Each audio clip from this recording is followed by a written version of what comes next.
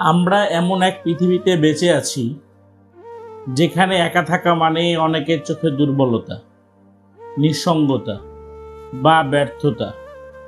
কিন্তু আমি সেদারিসের কথাটা ঠিক উল্টো দিকটা দেখাই।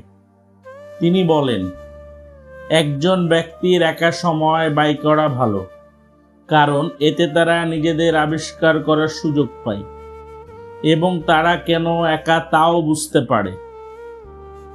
একাকিত্ব আমাদের ভেতরের আয়না, যেখানে আমরা নিজের ভিতরের কণ্ঠটা শুনতে পাই, যে কণ্ঠটা ভিড়ের শব্দে হারিয়ে যায়। এই সময়ে মানুষ নিজের আসল চাওয়া, ভয়, সীমাবদ্ধতা সব চিনতে শেখে।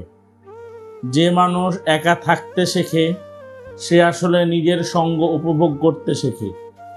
আর নিজের সঙ্গ ভালো লাগলে তুমি কখনোই ভুল সঙ্গ বেছে নেবে না।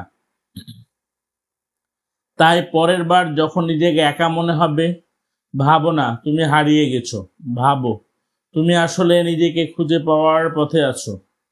কারণ একা সময় মানে একা থাকা নয়, এটা নিজেকে জানার সময়।